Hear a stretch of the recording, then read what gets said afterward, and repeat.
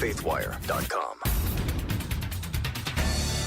CBN's Tara Merchner joins us today to discuss a harrowing interview with an Afghan survivor and the latest on those planes being held up in Afghanistan. Turns out the Pentagon was really one of the ones worried about it and holding up the process. Today's Wednesday, September 8th, 2021. I'm Dan Andros. We'll have this top story and more on today's 4 and 3 podcast from CBN's FaithWire. I want to welcome in all the listeners to the Daily Rundown. We've joined forces with them. We'll be here each Wednesday. We do 4 big stories, 3 things you need to know about them on this podcast, all from a Christian perspective. That's what we do. You can subscribe to us on iTunes. We're here daily. We'd love to have you with us. And joining me, as always, is Trey Goins-Phillips from faithwire.com with a look at what's coming up. How's it going, Trey? Hump Day. Yes. Hump Day. Is it Wednesday? I thought it was like Friday. I'm like all out of whack. It's the holiday. Well, it makes me think it's like, I don't know. I'm upside down. Well, when we have off on Monday or Friday, like either one, it just throws off the rest of the days. But coming up on the podcast, we're going to talk about Jimmy Kimmel, who said this week that the unvaccinated should be denied emergency medical care if they need it. So we'll see how that squares with his universal health care for everybody claims. Local schools are getting $1.8 million to teach the gift of Bible history in Tennessee. That's an interesting story. Good story there. And then Whoopi Goldberg says that abortion exists because people, quote, got tired of tripping over women in bathrooms with hangers in their bodies. So we'll look into a little bit of that. Is that just kind of a scare tactic or, can we actually know that for certain? Oh, man. You're trying to kill me today with Whoopi Goldberg and Jimmy Kimmel, aren't you? I know. It's a double whammy. All right, let's dive into story number 1 here. An Afghan woman who helped the American military for over a decade and a half.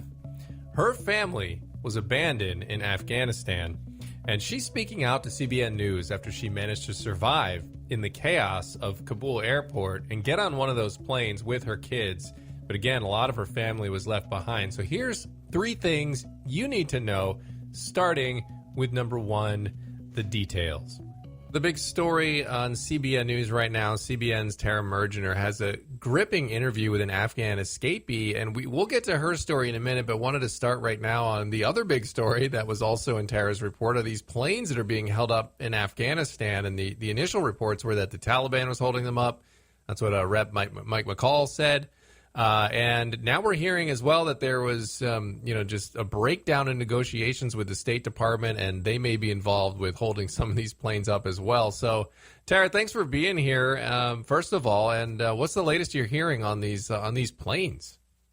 Well, Dan, the reality is nobody really knows for sure why they are still sitting there. You've got about 600 passengers waiting to take off, among them a good number of Americans, and they're just sitting there. This has been going on for days. Apparently, we're hearing that negotiations to allow the planes to leave broke down. Unclear why. They're trying to get out of there.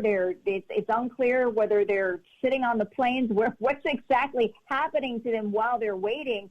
But there's a big blame game going on. Is it the Taliban that's holding them up, as the Biden administration claims? And then, there's reports now that it's actually the State Department that is holding up the show and refusing to grant official approval for these private evacuation flights from Afghanistan to land in other countries. And among those who believe it's the State Department, if not totally or at least in part holding up the show, is Plan B. That is a private group that is organizing these evacuations to get these planes out of there. And they say that the State Department is the reason behind the fact that they're not moving. So at the end of the day, you've got all these Americans in this precarious and very limbo situation, not knowing if they're ever going to get out of there. Yeah, it's really wild. And, especially, there's all kinds of news coming out on this. And we're seeing that, 4 of the prisoners that Obama exchanged for Bo Bergdahl, they're now in senior Taliban posts. And so I think one of the conundrums here, Tara, is you've got a Taliban government with obvious al-Qaeda senior members in it. And once the United States has left, they're on the ground. Who's responsible for essentially being the TSA there in Afghanistan? It's the Taliban. So now you can see why the State Department maybe has some concerns and why these negotiations might have some problem. Obviously, me just speculating there, but it seems to make logical sense that you can't trust the Taliban. Well, they're terrorists. Yeah. So, I mean, look at their track record. I mean, they are a terror group. So at the airports, they are at every airport, and we're understanding every gate at every airport. So people can't get out of there, and they're claiming they are there to keep the peace. So another development in Afghanistan, speaking of quote unquote peace, women are protesting right now. Because they want a voice in the next government. They want inclusion. They want equality. And their peaceful protests, at least that's what they're being described as, they are being met with rifle butts, metal bats, tear gas. They're being beaten, they say. So, I mean, that's the history. Yeah. They may claim they want to keep the peace, but their actions, appear to say otherwise. Yeah, and look, you spoke to a woman who escaped from Afghanistan before the flights were shut down, and she basically, I mean, first of all, the whole interview is very gripping, but and very tragic and sad. But she essentially testified to what you're just saying about those women there, that because there's this narrative going around in the media. Well, maybe they're Taliban saying they turned over a new leaf and they're not the same as they were 20 years ago. This woman says, yeah, they're not the same as they are 20 years ago. They're worse. So tell us what she said. Well, yeah. 20 years ago, we didn't have the technology that we have today. I mean, take it right down to the cell phone level. All you can do just with a cell phone. So she's terrified. Somehow she believes, she's not 100% sure, I guess in the chaos, she believes she got back on a U.S. military plane, but can't exactly say. Can you imagine under the cover of night and all that chaos trying to get your kids on that plane? Jeez. So she has her father still there, her husband, her 2 sisters, her 2 brothers. That's just the immediate family. And she says they were working with the American government over the last many years. She worked alongside the U.S. government, helping in the mission in international groups for 16 years. So the Taliban's priority, we're understanding, is it's not even Americans and hunting them down. It's the folks that worked with the U.S. government. She is especially concerned for her 2 sisters who did the same, and her mother's dying wish. Her mom died from COVID not that long ago, and her mother's dying wish was, please help your 2 sisters. She could not. She said, here I am. I've given 16 years to help the United States government, and I'm helpless. There is nothing I can do to help them. So she says the Taliban, she saw it the before and the after. The Taliban 20 years was what it was. It was more primitive, I guess. But she says they are more bold, they are more empowered, and she says the United States, I'm paraphrasing, bailed. And she's begging the United States and other groups, too late for the U.S., except for the private planes apparently, but she's begging them not to abandon Afghanistan. She knows what's coming. She says, millions of women, their lives are at stake. They gave so much over the last 20 years to make progress. And she says she wakes up in the morning and it's awful because she knows that everything they did and everything they worked for is gone. Yeah. I mean, just absolutely tragic stuff. And it's particularly infuriating to a lot of Americans to see all of this happening days before the 20th anniversary of 9/11. And, some years I watch a lot of the, footage from 9/11. I don't want to forget it. I'm never going to forget it. I mean, I lived through it. But I still want to keep it fresh in my mind. And so I watch it from time to time, certain years more than others. And this year I said, you know what, I'm going to watch. You may have seen, Tara, that documentary from the two French guys who were following the rookie firefighter. It's incredible stuff. But I watched that again over the weekend, and man, it just really hits you different knowing what we're seeing unfold in Afghanistan. And you spoke with this woman, and just what you relayed there about her fears for the future. What was the sense you got from her? Just about her state of being, like what kind of, sense was she putting off? What kind of emotion were you seeing from her? What was the sense you got? It's ironic because, she said that Afghanistan to America is the difference between heaven and hell. Mm. But at the same time, she says she is hopeless. That's the word she used. She's hopeless. She has nowhere to turn. Now, that said, Jewish Family Service is helping or attempting to help at least get her remaining family members to safety, at least that much. But ideally, they'd be able to get them out of there. But it's so secretive and confidential and dangerous. Yeah. They're not giving a ton of information. Certainly, they're not going to share how in the world they're going to do that, because she also talked to me about the fact that there's nowhere to go. We had this family from Texas that made it over the border somehow, on land. But the fact of the matter is, she says, is that you go to the borders of all these countries, people are being executed. Mm. There's no way out. Wow. Can you even imagine? No. It's tragic all the way around. And again, as I said, on the anniversary of 9/11 here, I mean, just doubly tragic, given what was started and why it was started 20 years ago. So, nevertheless, gripping report there, Tara. Great interview, great job, and thank you for bringing us some more details on it here today.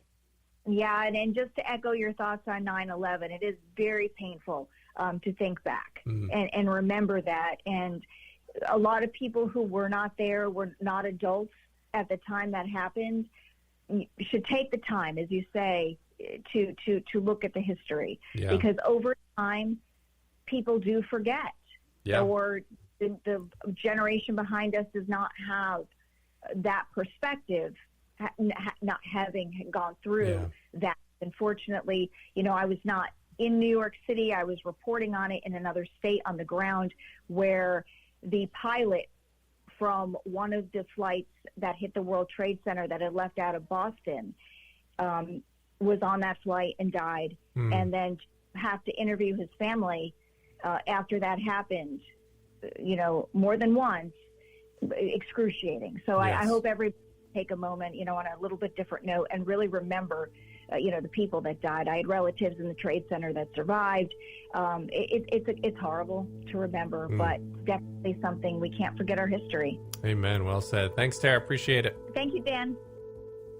And so number 2 on this story, we're just starting to now hear these stories of survival. And given the secrecy of the ongoing efforts, as Tara had mentioned there, we're not going to know about many of these stories until much later on. And so number 3, why does it matter? Well, we need to just continue to bathe this situation in prayer because, as I said, those efforts are still ongoing. And as you heard in this interview, that woman said she feels hopeless. I mean, you could hear the despair in the actual interview, which you can see on the CBN News YouTube channel and on our websites and CBN and FaithWire. And you can hear the hopelessness, and it's just so sad that they're in this predicament now.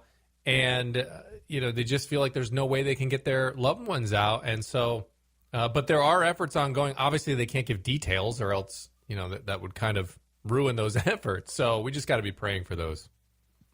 Yeah, for sure. And there are so many different efforts that are going on, like you mentioned. I mean, with the Nazarene Fund and other charities that are working there on the ground. Some faith-based and some not, just to get people who want to get out. And I've been bothered this whole time by Biden saying, well, if Americans want to get out, they'll be able to get out. Like, name an American who doesn't want to get out? Like, I mean, the American citizens want to leave. I mean, certainly there are some Afghans we've talked about on the podcast before, and probably some missionaries who want to stay. But that's such a remote group of people. People just want to get out, and the damage is already done. We've ripped the Band-Aid off. We've talked a whole lot about how mismanaged this entire process was.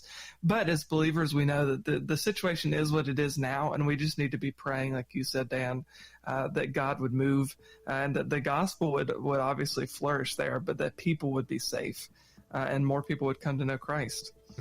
So, all right, story number 2. So despite his long-standing support of free universal health care, regardless of pre-existing conditions, late-night show host Jimmy Kimmel said this week that unvaccinated people should be denied medical care. So here are 3 things you need to know, starting number 1 with the details. So Kimmel ridiculed people who have used the anti-malaria drug ivermectin and then said that unvaccinated people, like I mentioned, who need emergency care should be denied ICU beds in the hospital. We're going to play a clip first of his comments this week, immediately followed by comments he made in the past about his belief that everyone, regardless of their condition, should receive free medical care. It's up more than 300% from a year ago. Dr. Fauci said that if hospitals get any more overcrowded, they're going to have to make some very tough choices about who gets an ICU bed. That choice doesn't seem so tough to me. Vaccinated person having a heart attack? Yes, come right on in. We'll take care of you. Unvaccinated guy who gobbled horse goo? Rest in peace, Wheezy. I'm going to say it again. It's more important than ever to call your senators and tell them not to gut American health care, not to turn their backs on people with pre-existing conditions. This number will direct you to your senator. Call him or her. Encourage your friends and family to call. Let me know how it goes. We have until September 30th to try to dodge this bullet. So that was, he was talking about the universal health care with Obamacare and some of the pre-existing condition, all that kind of stuff that was in that bill, wanting to protect it. So, I mean, but quite a difference there, huh? From just a couple of years ago. He even talked about it last year again. I believe that was from 2017. And he had talked about it before. Last year, he mentioned the importance of protecting pre-existing conditions and that medical care should be free and accessible. And then this week, he's got a whole different message. So number 2, I'm not really sure how Kimmel's able to square that, what I just mentioned. In 2017, when his then newborn son was diagnosed with a heart condition at birth, he said that no family should be denied medical care, emergency or otherwise. And then, as I just mentioned last year, he said the vast majority of this country believes that health insurance should cover Americans with pre-existing conditions. It's also worth noting that Kimmel relied on bad reporting to attack people who aren't vaccinated against COVID-19 and who have taken ivermectin. He said that the Poison Control Center in Mississippi has been overloaded with 70% of calls having to do with ivermectin overdoses. Now, I have to say that that's not entirely Kimmel's fault. He must not have checked back with the Associated Press. So a few days ago, the AP reported that 70% of the calls coming into the poison control hotline in Mississippi were due to ivermectin overdoses.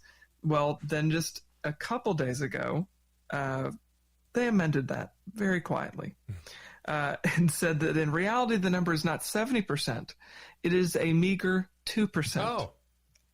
2%, and they misreported it as 70% initially. How they came up with that, I mean, that's quite a discrepancy, but just a few. Very quietly, they changed the number from 70 to 2. That's an honest mistake. I mean, just, a billion or one. I mean, it's just one or the other.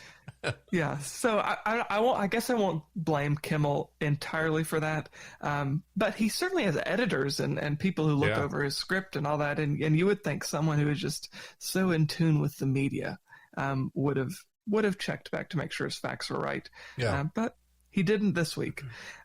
So number 3, why does it matter? Look, our culture is supposed to be centered on freedom, and then we built a society or a framework around it to maximize that freedom by putting in place laws and structures and institutions to ensure privacy and liberty. That's kind of like the bedrock of the United States. But now I think with COVID, we've just upended all of that.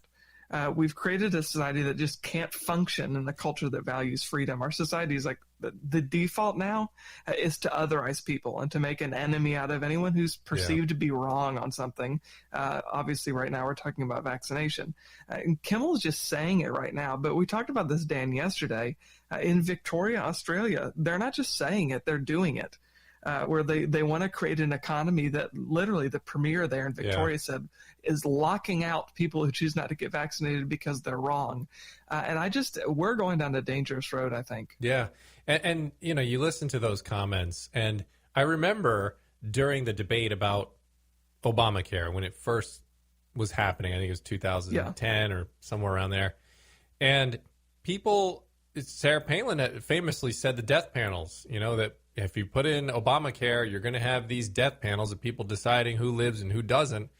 And, that's crazy talk. You know, they're not going to ration health care. They're not going to tell old people their lives or they've lived a good life, go die. And then you look at comments like this. First of all, we have seen, you know, discussions of that nature where they are making those decisions. And you look at a comment like that and it shows that they're all too willing. I mean, I guarantee you there's a clip of Kimmel somewhere mocking the death panel comment. And then here he is saying essentially that these people can live and these people can't, based on what I think is proper. And they obviously are just proving they don't have a problem with that.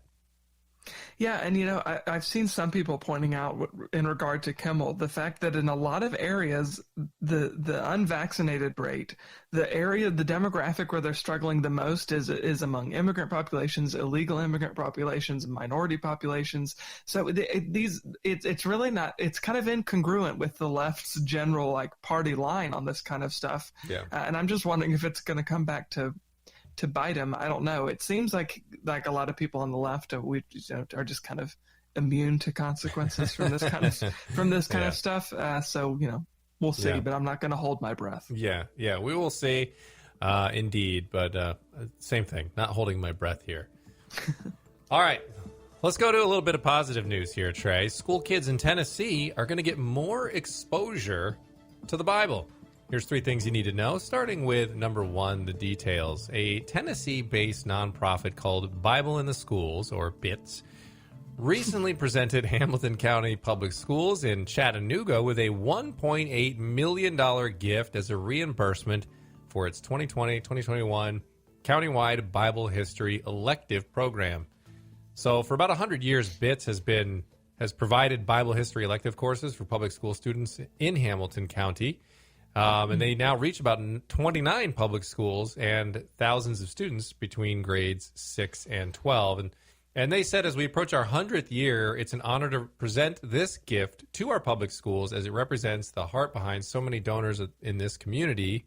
That's the BITS chairman, Tom Glenn, and he said such generosity makes the gift of Bible history available to so many young lives. So the school district recorded the highest enrollment numbers for 2021 with 19,000 students in the county electing to take Bible history courses, with 1 in 4 students completing a Bible course for graduation credit.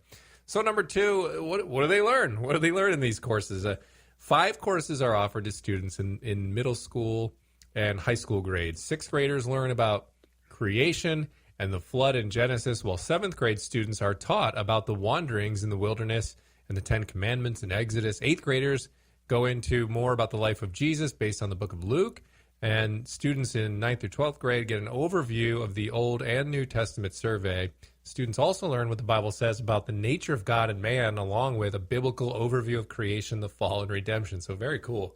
And number 3, why does it matter? Well, I mean, the Bible is obviously the most important book in all of human history, and as Christians, we know, obviously, it provides hope and truth and the path to salvation.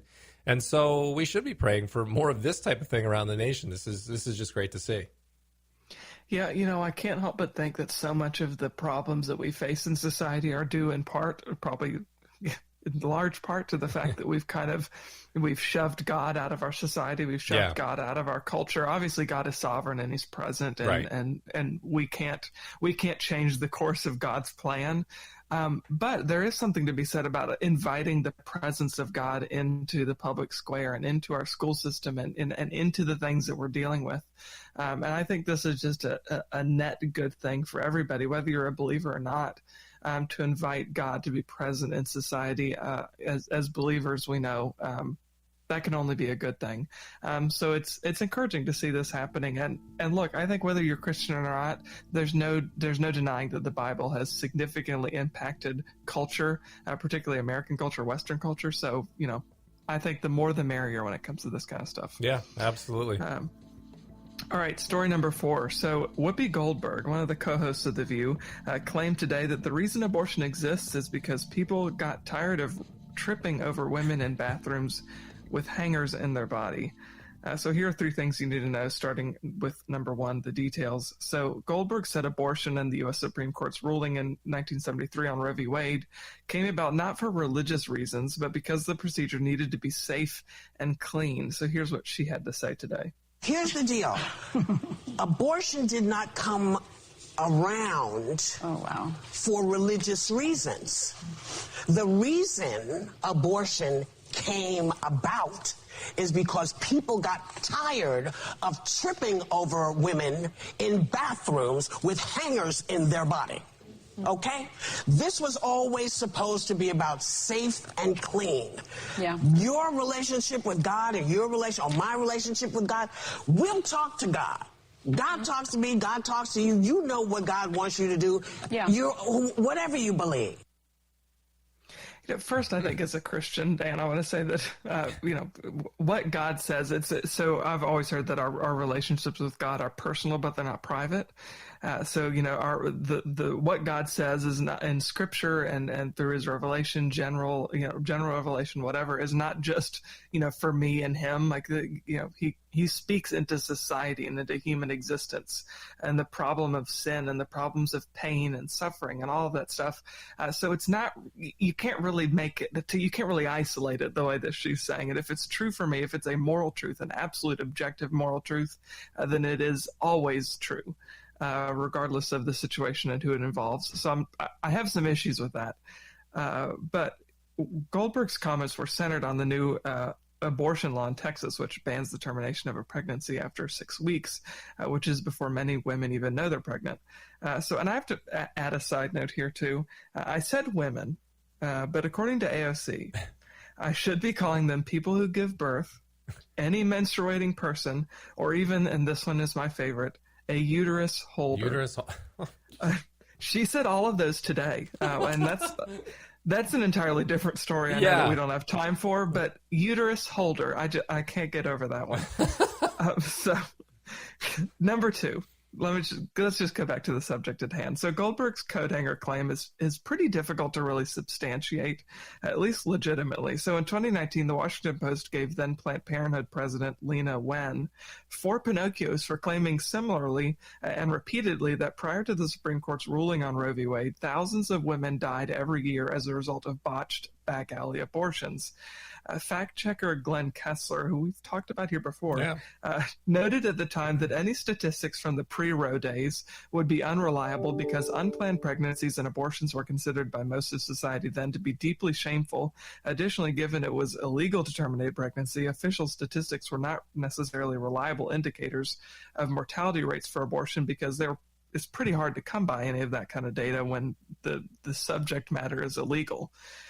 So Kessler concluded that Wen's claims that thousands of women died as a result of illegal abortions was based on shoddy data. He went on to say that even given the fuzzy nature of the data and estimates, there is no evidence that in the years immediately preceding the Supreme Court's decision that thousands of women died every year in the United States from illegal abortions. And then, like I said, he gave her 4 Pinocchios.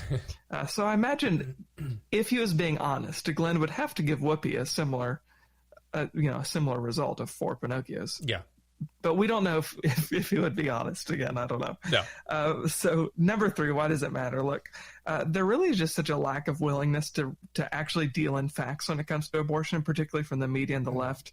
As Christians, we know, we've talked about this time and time again that we value the sanctity of all life from birth to natural death.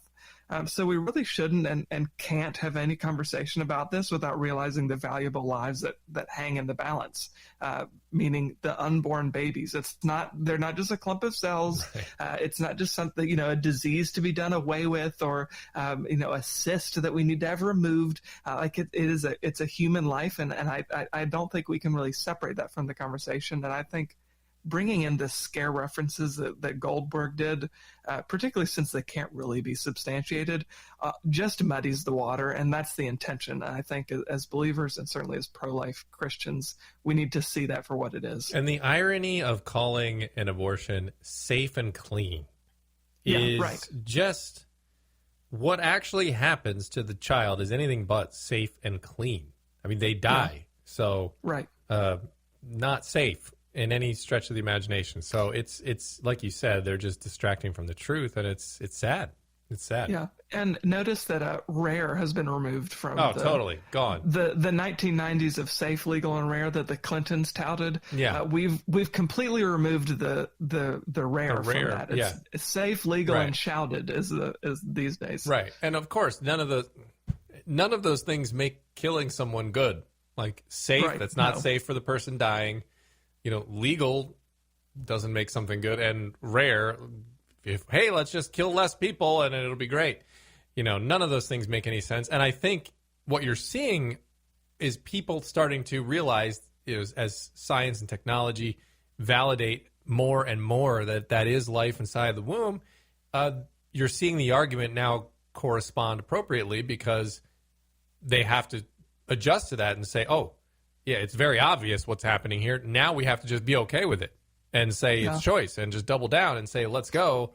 And we're good with that. We don't care if it's rare. Like we're okay with it. So I think that's the direction you're seeing society head. Well, and I want to add to that so we've kind of, in this whole conversation, I think something that's happened without us even knowing has happened is we've made the government the arbiter of morality. Yeah. So if it's legal, then it must be moral. Right. But as Christians, we know that getting drunk is legal, but it's not moral. Right.